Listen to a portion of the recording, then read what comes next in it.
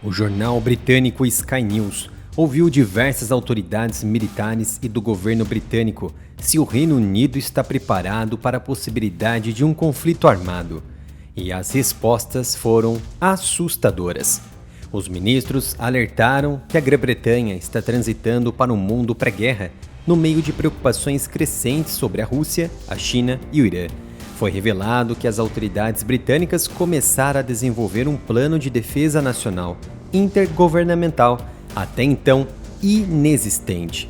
Mas qualquer mudança para um estilo de Guerra Fria, ou seja, um modo pronto para a guerra, exigiria que os líderes políticos tornassem a defesa um esforço genuinamente nacional, uma política de governo. Segundo oficiais superiores, aposentados das forças britânicas e autoridades da defesa britânica, é preciso que se torne uma política de defesa nacional, e não projetos e mudanças realizados pelas Forças Armadas. Isso porque torna os esforços limitados e dependentes de verbas e queremismo político. Mas tornar esse preparo para um grande conflito não é uma tarefa fácil. Tal medida exigiria muito mais investimento na defesa e uma comunicação muito melhor com o público sobre a necessidade de todos desempenharem o seu papel no fortalecimento da resiliência do Reino Unido e na dissuasão da agressão. Uma importante autoridade da defesa britânica declarou sob condição de anonimato que, abre aspas, temos que ter um plano de defesa nacional. Deve envolver como seriam os esforços e acordos governamentais no período anterior ao conflito armado e a transição para a guerra. Fecha aspas. A indústria interna britânica precisa também expandir sua produção para alcançar produtividade pré-guerra. Fontes dizem que também poderiam ser tiradas lições da forma como o Reino Unido mobilizou a sua base industrial antes da Segunda Guerra Mundial, quando criou uma rede de fábricas paralelas que expandiu enormemente a capacidade de produção de aeronaves, como aos Spitfires, mas que após a Segunda Guerra as indústrias foram desmantelando-se e outras se fundindo. Outro problema foi a criação de acordos e tratados que forçaram a redução de equipamentos militares terrestres em toda a Europa. Isso afetou gravemente o Reino Unido. O Tratado das Forças Armadas Convencionais na Europa, o CFE, foi um deles. Negociado durante os anos finais da Guerra Fria, o tratado é frequentemente referido como a pedra angular da segurança europeia. O tratado, assinado em 19 de novembro de 1990, eliminou a esmagadora vantagem quantitativa da União Soviética em armas convencionais na Europa, estabelecendo limites iguais para o número de tanques, veículos blindados de combate, artilharia pesada, aviões de combate e helicópteros de ataque que a OTAN e o Pacto de Varsóvia poderiam implantar entre o Oceano Atlântico e os Montes Urais. O Tratado CFE foi concebido para impedir que qualquer uma das alianças reunisse forças para uma ofensiva do tipo Blitzkrieg e estabelecer um equilíbrio militar entre a OTAN e a Organização do Tratado de Varsóvia, com um nível inferior de armamentos.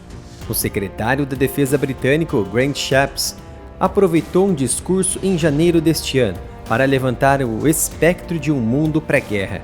Previu que dentro de 5 anos, abre aspas, poderiam estar diante de múltiplos teatros envolvendo Rússia, China, Irã e Coreia do Norte. Fecha aspas.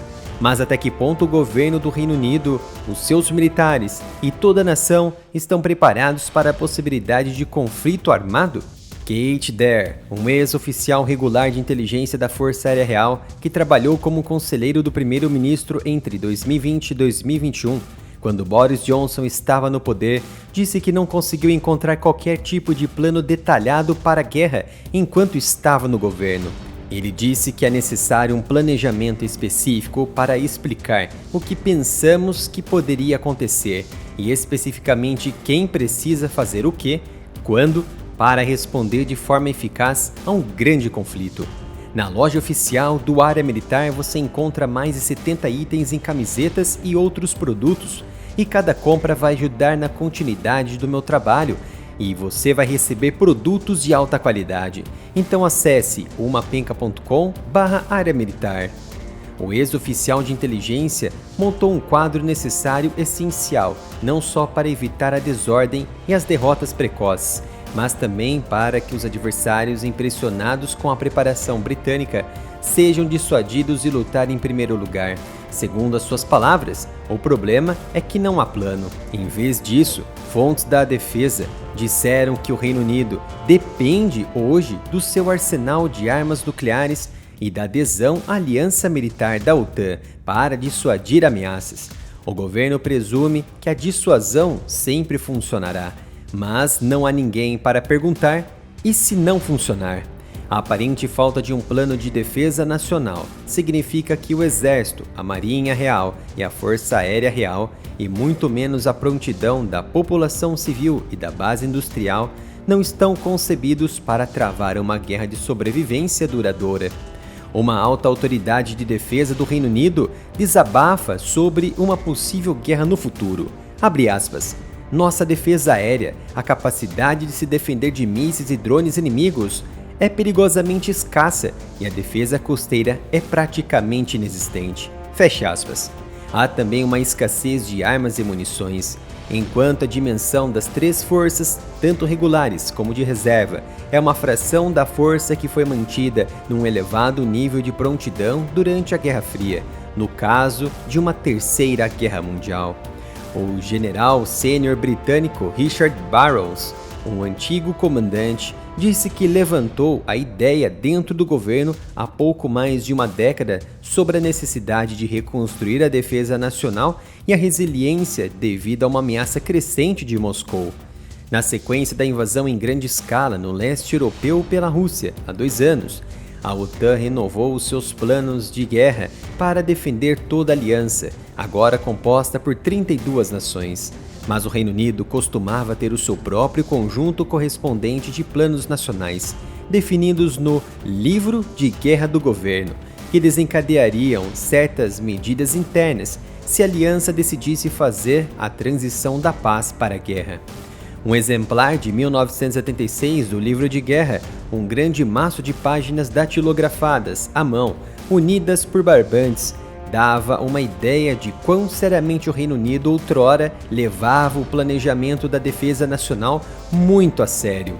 Armazenado nos arquivos nacionais em Kew, oeste de Londres, o livro de guerra continha listas detalhadas e sinalizava o caminho para planos complementares sobre como mobilizar não apenas os militares, mas também os civis e a indústria numa crise, bem como fechar escolas, esvaziar hospitais, racionar alimentos e até mesmo armazenar tesouros nacionais.